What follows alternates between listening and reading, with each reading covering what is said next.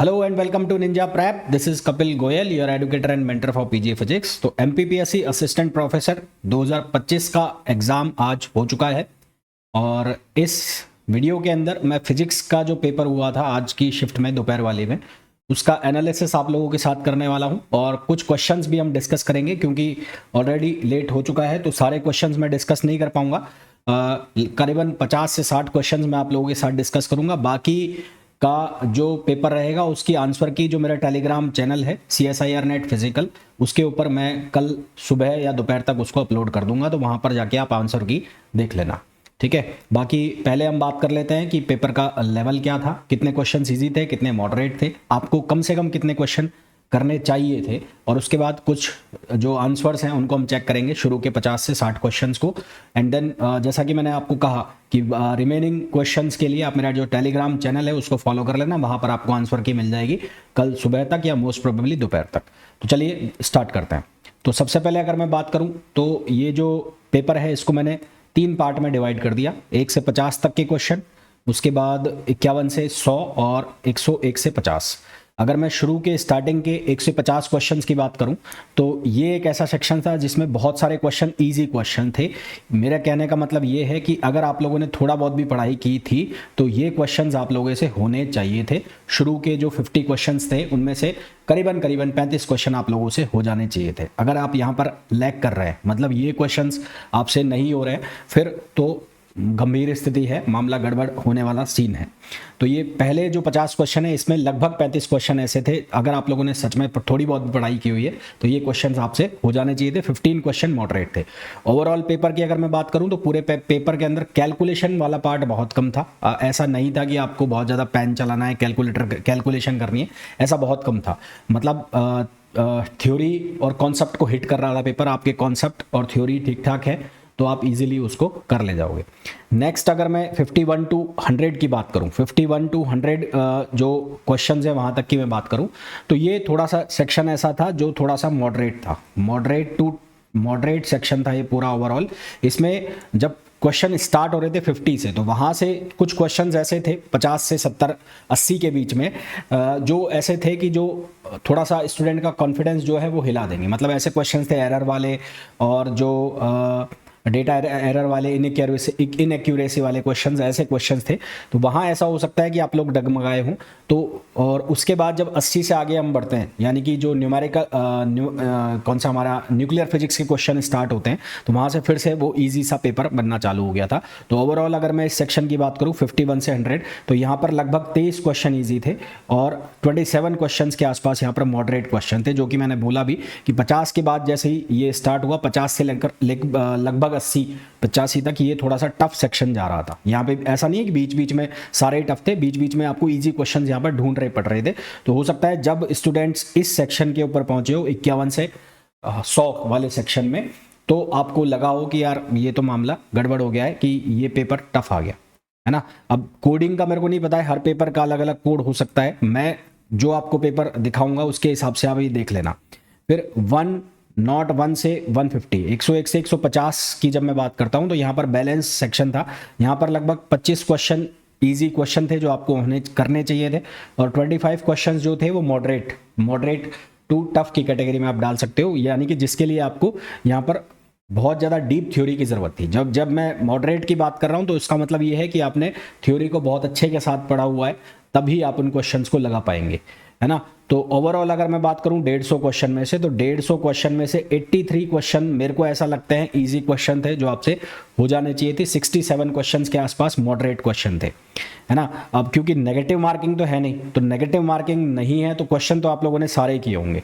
अब cut off का तो अभी मैं नहीं बता सकता, कट ऑफ का एक अलग से मैं वीडियो बनाऊंगा, वहां पे बात करेंगे कट ऑफ के ऊपर। फिलहाल यहाँ पर मैं इतना आपको जरूर बता सकता हूँ कि 83 क्वेश्चंस जो है मुझे जो लगता है वो इजी क्वेश्चन थे। आपने एक 5-6 महीने की प्रिपरेशन की होगी तो उसके अंदर आपके 80 क्वेश्चन तो आपको आते ही होंगे। और उसके अलावा 67 मॉडरेट का मतलब ये नहीं है कि आपको नहीं आते होंगे, आपने थोड़ा बहुत ट्राई किया होगा तो ये क्वेश्चन भी आपसे बन रहे होंगे। तो ओवरऑल अगर मैं बात करूँ तो लगभग 110 के आसपास क्वेश्चन जो हैं आपके वो सही हो जाने चाहिए। अब देख लेते हैं इनका थोड़ा सॉल्यूशन। तो पहला जो क्वेश्चन, अब ये आंसर कि ये कोड कौन सा था पेपर का, ये आप चेक कर लेना, जो मैं आपको शो करा रहा हूँ ये कोड आप चेक कर लेना। तो पहला जो क्वेश्चन था रेल्स जीन्स लॉ वाला, ये तो सिंपल सा फॉर्मूला है, तो सी ऑप्शन आएगा इसका।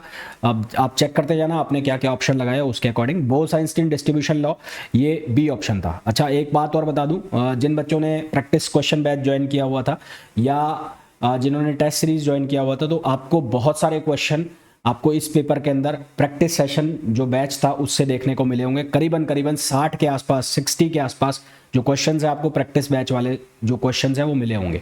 साथ ही साथ जिन्होंने एमपीपीएससी का लेक्चरर का बैच ज्वाइन किया हुआ था, प्रैक्टिस क्वेश्चन उस बैच में भी थे, तो 60 से 50-60 क्वेश्चन आपको सीधे सीधे मिले हैं, और मैं ये एक्सपेक्ट कर रहा हूँ कि आप लोगों ने वो डेफिनेटली लगाए होंगे। साथ ही साथ यूट्यूब पे भी जो मैंने मोस्ट इंपॉर्टेंट क्वेश्चंस डाले थे, उसके अलावा पीवाईक्यू सेशंस कराए थे, वहाँ से डेफिनेटली आप लोगों को क्वेश्चन मिले हैं, और वही करीबन 30 क्वेश्चंस आप लोगों को भी हिट हुए हैं, और वो आपको डेफिनेटली करने चाहिए थे अगर आप लोगों ने पढ़ाई की हुई है।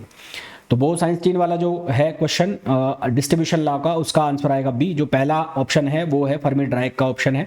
इसी तरह से डी ऑप्शन जो है वो एमबी स्टैटिस्टिक्स के लिए होता है।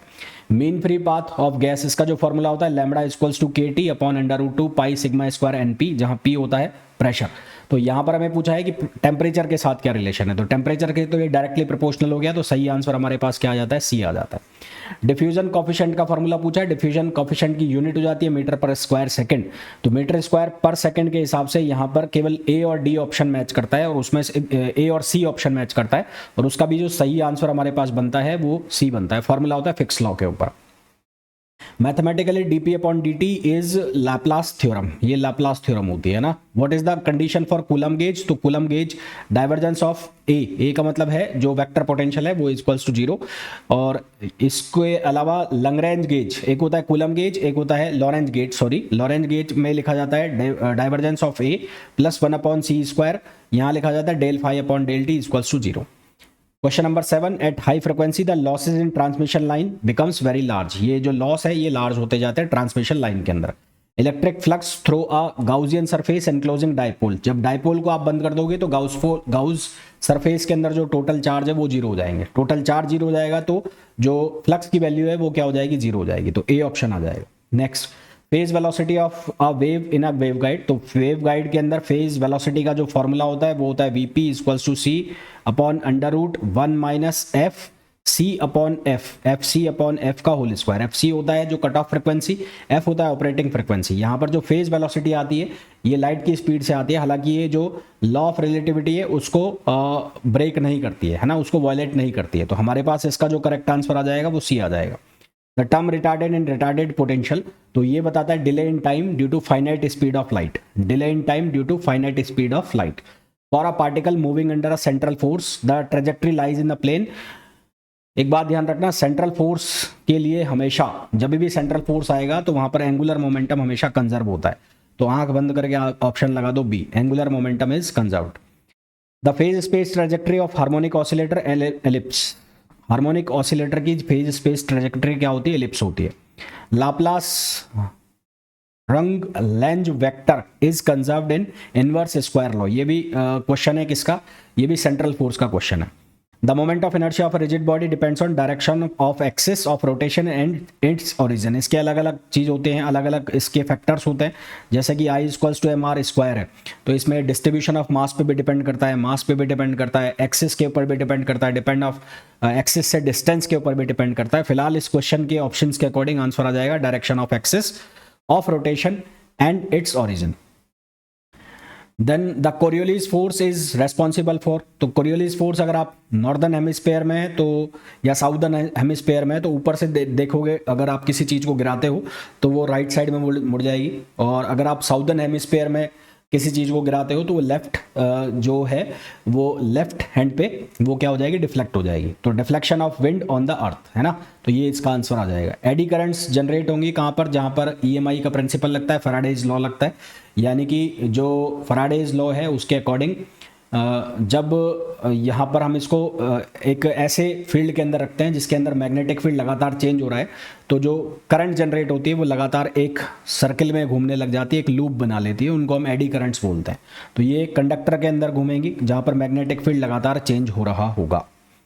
When a homogeneous linear dielectric is inserted between the two plates of a capacitor, the electric field between the two plates of capacitor V equals to V naught upon K, तो E equals to E naught upon K, और capacitance इसका बढ़ जाता है। रटाया question है, मैंने practice batch में भी और टेस्ट सीरीज में भी आपको ये कराया हुआ है। आंसर आ जाएगा option D. The cyclotron frequency, cyclotron frequency का फॉर्मूला होता है F equals to Q B upon 2πm। तो यहाँ से साफ साफ दिख रहा है क्यू अपॉन एम के रेशो पर डिपेंड कर रहा है, यानी कि चार्ज टू मास रेशो पर डिपेंड कर रहा है। A charge particle moving parallel to a uniform magnetic field, तो इसके ऊपर लगने वाला फोर्स जीरो हो जाएगा, क्योंकि एफ इक्वल्स टू होता है क्यू वी क्रॉस बी। तो फोर्स हो गया जीरो और फोर्स हो गया जीरो, तो ये कहां पर मूव करेगा, स्ट्रेट लाइन में मूव करेगा। तो आंसर आ जाएगा क्या, A. The Poynting vector in electromagnetic wave represents, तो इसका फॉर्मूला होता है ई क्रॉस एच, एच को आप बी अपॉन म्यू नॉट भी लिख सकते हो। ये रिप्रेजेंट करता है एनर्जी को, एनर्जी फ्लो को और डायरेक्शन ऑफ वेव को। तो सी ऑप्शन इसका करेक्ट आंसर आ जाएगा। Next, the work done during adiabatic expansion of ideal gas, adiabatic expansion यहाँ पूछा है, तो आंसर आ जाएगा W equals to 1 upon R, R का मतलब है गामा, ये गामा लिखा हुआ है, gamma gamma gamma -1 P1 V1 minus P2 V2, B option आ जाएगा इसका। एफिशिएंसी दी है कार्नोट इंजन की 0.4 और सिंक का टेम्परेचर दिया है 27 डिग्री सेंटीग्रेड, इसको आप कन्वर्ट कर दोगे केल्विन में तो ये हो जाएगा 300। फॉर्मूला लगा दोगे eta equals to 1 minus T2 upon T1, T2 जो होता है वो होता है सिंक का टेम्परेचर और T1 जो होता है सोर्स का टेम्परेचर। अब यहाँ पर आप सब कुछ यूज करो जो आपको वैल्यू दी हुई है, उसके अकॉर्डिंग आंसर आ जाएगा इसका 500 केल्विन, सी ऑप्शन आ जाएगा। नेक्स्ट, मैक्सवेल थर्मोडायनेमिक्स जो इक्वेशन है टीवी पे सिनेमा मैंने आपको बताया हुआ है, तो टीवी पे सिनेमा वाला फॉर्मूला लगा दो, टीवी पे सिनेमा, ठीक है। तो यहाँ से इसका जो सही आंसर है वो कौन सा आ गया, ये आ गया, बी आ गया। उसके बाद Wien's displacement law, lambda M T equals to constant. Clausius Clapeyron मैंने आपको खूब बताया हुआ है, प्रैक्टिस में भी यूट्यूब पे भी बताया हुआ है। तो D P upon D T equals to L upon T V two minus V one, A option हो जाएगा। Next, which statement is wrong for the field effective transistor, तो फील्ड इफेक्टिव ट्रांजिस्टर के अंदर जो कंडक्शन होता है, जो operation होता है वो डिपेंड करता है मेजॉरिटी चार्ज करियर के ऊपर, और यहाँ पर लिखा हुआ है माइनॉरिटी चार्ज करियर, तो हमें रॉन्ग स्टेटमेंट सेलेक्ट करना है। तो रॉन्ग स्टेटमेंट कौन सा हो जाएगा, इसमें बी हो जाएगा।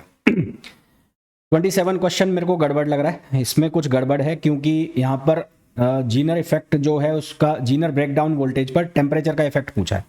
तो ये टेम्परेचर डिपेंड करता है कि कौन से ऑपरेशन मैकेनिज्म में आप इसको चला रहे हो। जीनर इफेक्ट होगा जब टेम्परेचर बढ़ेगा तो ब्रेकडाउन वोल्टेज डिक्रीज करेगा। अवलेंच ब्रेकडाउन के अंदर यहाँ पर टेम्परेचर बढ़ने पर वोल्टेज भी इंक्रीज होगा, तो ना तो इंक्रीज होगा ना डिक्रीज होगा ना अनअफेक्टेड होगा, increase firstly then become constant. तो चारों में से कोई सा भी ऑप्शन मेरे को लग नहीं रहा है। तो 27 जो क्वेश्चन है वो गड़बड़ क्वेश्चन है, तो इसको देख लेना आप भी अपने लेवल पे।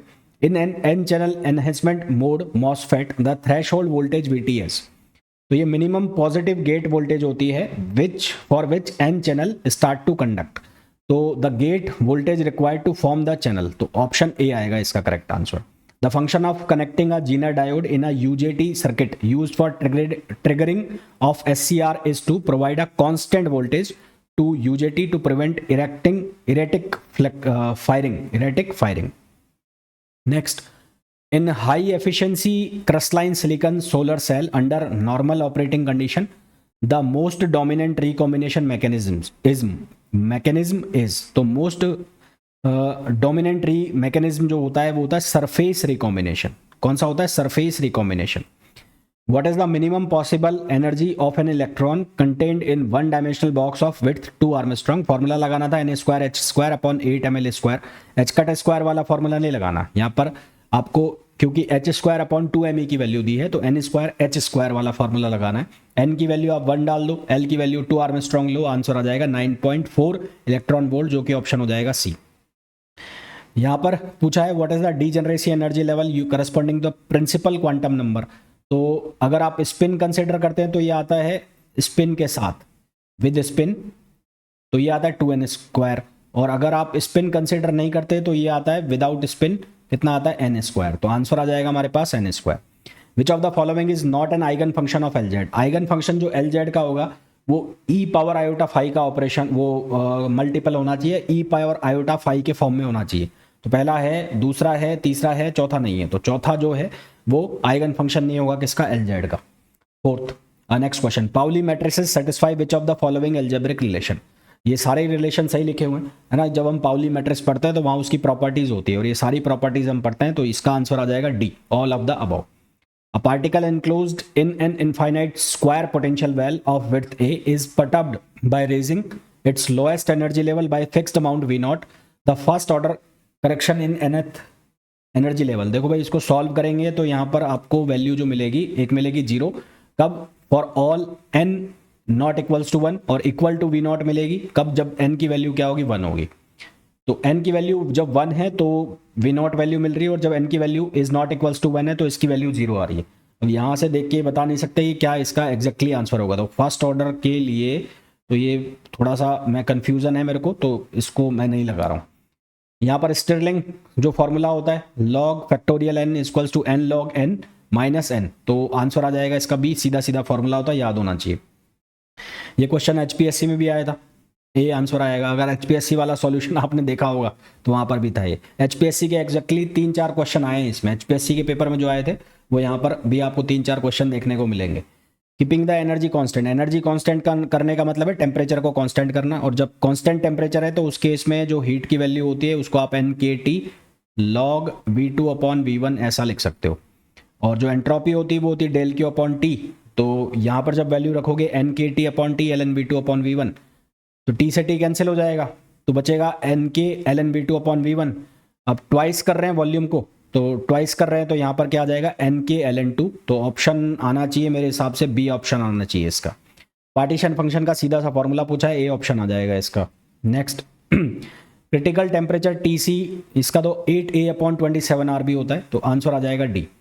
Lorentz transformation reduce to Galilean transformation, तो लॉरेंज ट्रांसफॉर्मेशन में जब V² upon C² approaches to 0 होगा तो ये कन्वर्ट हो जाएगा किसमें? ये कन्वर्ट हो जाएगा लॉरेंज किसमें? गैलीलियन में। यहाँ पर ये लिखा भी हुआ है, रिपीट हो रहा है, मैंने दोबारा लिख दिया है। तो gamma x minus we T, gamma को अगर 1 करना है तो V² अपॉन C² को 0 की तरफ अप्रोच करा दो, यानी कि स्पीड बहुत कम हो जाए। For any Lorentz transformation L और उसका इन्वर्स ट्रांसफॉर्मेशन, उन दोनों का जब आप प्रोडक्ट कराओगे तो वो क्या बनना चाहिए? इन्वॉल्यूटरी बनना चाहिए, यानी कि I वैल्यू आनी चाहिए। तो सही आंसर आएगा इसका, डी आएगा सही answer. The relativistic kinetic energy, तो रिलेटिविस्टिक काइनेटिक एनर्जी को हम लिखते हैं K equals to gamma minus 1 MC²। Gamma की जो वैल्यू होती है वो होती है 1 upon √1 minus V² upon C², तो आंसर हमारे पास आ जाएगा डी। फोटोन हैज, फोटोन का जो है 0 रेस्ट मास होता है और फाइनाइट एनर्जी होती है। Next, energy equivalent to 1 atomic mass, तो इसके इक्विवेलेंट एनर्जी होती है 931.5 mega electron volt. Eigen value के 2 क्वेश्चन जो आपको पकड़ा है वो बहुत ही चंपू से क्वेश्चन पकड़ा है, और इनको सीधा ट्रेस के वैल्यू के सम के बराबर करके आप आंसर निकाल सकते थे। अगर आपने ये दोनों क्वेश्चन सॉल्व नहीं किए, बहुत बड़ी आपने भूल की है। बहुत मतलब एक सिंपल सा केक रख दिए थे ये 2 क्वेश्चन, 46 और एक और क्वेश्चन है इसका मैट्रिक्स का ही, वो दोनों क्वेश्चन बहुत लड्डू टाइप के क्वेश्चन रखे हुए हैं। λ1 प्लस λ2 प्लस λ3 कर लो तो सम कितना आना चाहिए इनका? 12 आना चाहिए। 6 और 3 9 और 3 12। अब ये 12 किस में बन रहा है? 8 और 2 10 और 2 12, पहले ऑप्शन में बन रहा है, दूसरे ऑप्शन में बन नहीं रहा, तीसरे ऑप्शन में बन नहीं रहा है 8 और 2 10 और 1 11, और चौथा ऑप्शन जो है उसमें बन रहा है 8 2 10 और 1 -1, तो ये भी नहीं बन रहा है। तो सही आंसर हमारे पास ए ही हो जाएगा इसका। नेक्स्ट, ये देखो दोनों क्वेश्चन बैक टू बैक बहुत ही चंपू क्वेश्चन डाला है। यहाँ पर भी आपको आइगन वैल्यू बतानी है, सम करो 3 और 1 4 आना चाहिए। पहले ऑप्शन में आ रहा है, बाकी किसी ऑप्शन में नहीं आ रहा है, तो इसका भी ए आंसर आ गया। तो ये तो मेरे हिसाब से सभी ने किया होगा। phi equals to 1 upon r where r equals to x² y² plus z²। आपको ग्रेडियंट ऑफ फाई की वैल्यू निकालनी है, तो ग्रेडियंट ऑफ फाई की जगह लिख दो 1 अपॉन r, इसका स्पेरिकल कोऑर्डिनेट से निकाल लो, del upon del r 1 upon r, तो ये बन जाएगा minus of r vector upon r³, A option आ जाएगा। I J K are unit vectors, then which of the following is incorrect? I dot J, J dot K, K dot I 0, बिल्कुल सही है, ठीक है, क्योंकि I dot J करोगे तो I J cos 90 डिग्री हो जाएगा, तो वो 0 आ जाएगा। I square J square K square 1, बिल्कुल सही है। I क्रॉस I 0 हो जाएगा, बिल्कुल सही है। I dot J, K cross J और I क्रॉस K ये गलत हो जाएंगे, तो डी ऑप्शन इसका सही आंसर आ गया। एक minute, for the legendary polynomial Pnx find the value of, तो I इक्वल्स टू Pn1, इसको जब आप सॉल्व करोगे डेफिनेट इंटीग्रल है तो ये बनेगा Pn1 और माइनस Pn -1, है ना। तो Pn1 जो है वो पॉलिनोमियल इंडेक्स जो होता है Pn1 उसकी वैल्यू होती है 1, और Pn -1 की जो वैल्यू होती है -1 पावर n होती है। तो यदि n की वैल्यू 0, n की वैल्यू इवन हुई तो ये वैल्यू दे देगा पॉजिटिव, और ये वैल्यू पॉजिटिव दे देगा तो 1 -1 हो जाएगा 0। और अगर n की वैल्यू ऑड होती है तो इसकी वैल्यू 2 हो जाएगी। अब यहाँ पर 2 तो आंसर में है नहीं, अब 2 आंसर में है नहीं तो इस हिसाब से आंसर इसका 0 होना चाहिए, ये चेक कर लेना आप, इसका आंसर 0 होना चाहिए। Which of the following is Laplace solution to the Laplace equation, तो यहाँ पर आपको del square v equals to 0 करना है, इसका 2 बार डिफरेंशिएशन करके देखना है, जहां पर 0 हो रहा है वही आंसर है, तो किस में हो रहा है, b में हो रहा है, तो वही आंसर हो गया। Gauss law is applicable to any close surface, कोई भी किसी भी तरह की क्लोज सरफेस हो सबके लिए एप्लीकेबल है। तो कुछ क्वेश्चंस के मैंने आपको सॉल्यूशन बताए हैं, भी ऑलरेडी बहुत लेट हो गया हूं मैं, तो बाकी के जो क्वेश्चंस हैं उनके आंसर की या आंसर जो हैं वो मेरे टेलीग्राम चैनल पर आपको मिल जाएंगे, तो कल दोपहर तक उसको अपलोड कर दूंगा। और कट ऑफ के ऊपर मैं कल शाम ही एक वीडियो बनाऊंगा, पोल चलाएंगे पहले ग्रुप के अंदर चैनल के ऊपर, फिर वहाँ से पता लगेगा कितने लोगों ने कितने क्वेश्चन सही किए, उसके बाद कुछ आइडिया आ सकता है। अभी मैं आपको नहीं बता सकता, अभी मैं सिर्फ इतना बता सकता हूँ आपको कि आप का जो पेपर था उसमें लगभग 83 क्वेश्चन थे जो इजी क्वेश्चंस थे। अगर आप लोगों ने पढ़ाई की हुई है, थोड़ी बहुत भी की हुई है, थोड़ी अच्छी सी, मतलब 6 महीने की आपने पढ़ाई की हुई है, तो ये क्वेश्चन डेफिनेटली आपसे होने चाहिए थे। 67 क्वेश्चन मॉडरेट थे, आपने डीपली थ्योरी को थोड़ा बहुत पढ़ा है, तो यहाँ से भी ये क्वेश्चन आपसे बनने चाहिए थे। कुल मिलाकर पूरे पेपर के अंदर करे तो आपने 150 क्वेश्चन ही होंगे पूरे, पर उनमें से 110 यानी कि 110 के आसपास आपके क्वेश्चन मेरे हिसाब से सही बैठने चाहिए। तो अभी के लिए इतना ही, और जो भी ये वीडियो देख रहे हैं प्लीज़ वीडियो को लाइक ज़रूर कर दें, चैनल को सब्सक्राइब नहीं किया है चैनल को सब्सक्राइब कर दें। बाकी जो फर्दर अपडेट्स हैं और फर्दर जो सॉल्यूशन है उसके लिए जो टेलीग्राम चैनल है मेरा, उसको आप ज्वाइन कर लीजिए, जहां पर आपको रेगुलर अपडेट्स मिलती रहेंगी। तो मिलते हैं नेक्स्ट वीडियो में, till then thank you, bye bye.